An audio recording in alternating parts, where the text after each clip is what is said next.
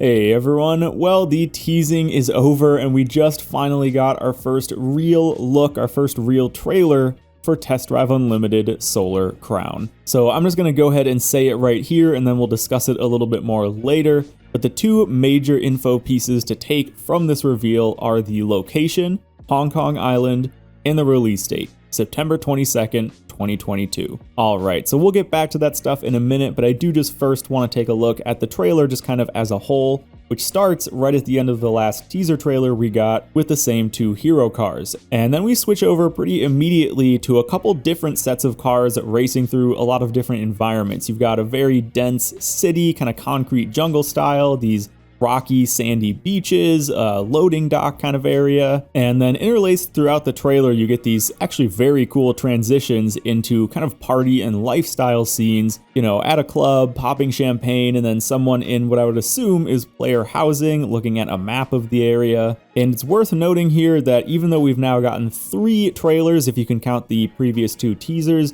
pretty much everything has been a, high-end Euro exotic. As far as I can recall, we haven't seen really any American or Japanese car manufacturers in any of the released footage. And that's especially interesting considering the location. I think a lot of people before this reveal were expecting somewhere in Europe. I know Guernsey was a very popular rumor, but to get Hong Kong Island and not see any Asian cars is fairly interesting. So let's go ahead and talk about that location, Hong Kong Island. We got the reveal towards the end of the trailer, and I think a lot of people were surprised by that. I do know it was a bit of a rumor, but a lot of people discounted it because of how small it is. So just to give a very quick reference of size here, Test Drive Unlimited 1 took place on Oahu, which is 45 miles across. Test Drive Unlimited 2 took place first on Ibiza and then back to Oahu, so you still got that 45 mile across island, and Ibiza itself is about 25 miles across. Now in contrast, the location for Solar Crown, Hong Kong Island,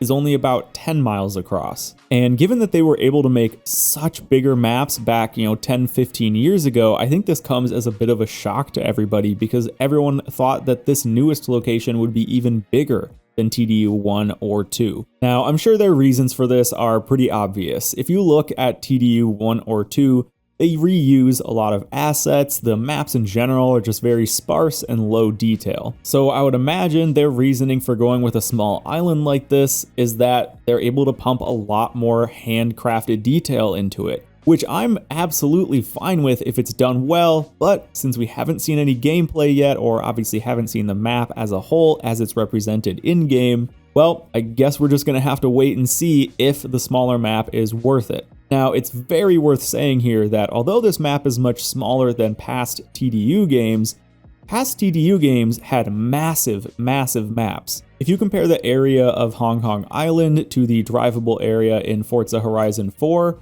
it's still about double. So don't get the wrong idea, this is not going to be a small map. I think a lot of people were just expecting a bigger map, and we'll have to wait and see whether or not it feels small. Now, of course, one of the coolest things about Test Drive Unlimited is that they recreate locations one-to-one. So although we don't obviously have the actual in-game map, you can just look at Google Earth Hong Kong Island and, well, that's effectively the map. Now, not every road will be the same in theory, but major roads, major highways, major landmarks will all be there, and the landscape will all be pretty much the exact same. So I'm definitely going to have some fun kind of navigating around the island in Street View or flying over it and just seeing what neat roads we are probably going to be able to drive in game. So that brings us to the very important question of the driving itself. Now, we obviously didn't get any actual gameplay footage, but we did get a few developer comments, and just based on what the devs have worked on in the past, we can make a sort of educated guess about how the driving model is going to feel in Solar Crown. The creative director at KT Racing said while working on their engine that they focus on making things as realistic as possible when it comes to simulation and motor racing. Now, they didn't directly reference Test Drive Unlimited Solar Crown, but obviously this was during the Solar Crown presentation, so I think it can be implied that this will have a more sim, or at least simcade feel to it. On top of that, KT Racing does work on WRC, which is getting a new title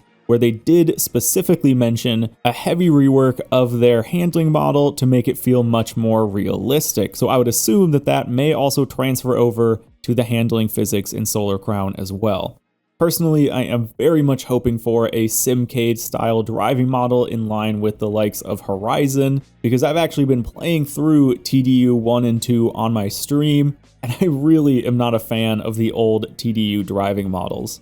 Now, they also mentioned a couple other very interesting things during this dev interview. They specifically called Solar Crown an MMO. Now, that comment might not be worth looking into too much. I mean, MMO is misused a lot in the gaming world today, and even the old games were marketed as a sort of MMO style game. However, what makes that MMO comment so intriguing to me is what they followed it up with by telling players they would be joining one of two major in-game factions: the Streets or the Sharps. You'll be able to join clans and fight against people in the opposing faction, so I guess TDU is just World of Warcraft Alliance versus Horde now. Now, I've got to say here, outside of my YouTube channel, I'm a huge MMO guy, and the concept of a successful, good car-themed MMO is very intriguing to me, but again, just like with the map, we're gonna have to wait a while to see if they really do pull it off and make it fun and rewarding, and not just grindy and repetitive. Alright, so finally, I just kind of want to touch on the release date here, September 22nd, 2022, which is just about a year after Horizon 5 comes out. The Horizon franchise is obviously extremely successful, and I would say is TDU's definite biggest competitor, and Horizon definitely continues to support their games for longer than a year after release. So this is going to be an interesting one. I'm curious as a Horizon player to see if a lot of people jump ship over to Solar Crown here. But obviously we've got about a year and a half to figure all that out, and they did say that between now and release, we're obviously going to be getting a lot more info. So guys, thank you for watching. Let me know what you think about the Solar Crown reveal, what you guys think about the location or the release date or whatever else, and I'll see you in the next one. Thanks for watching.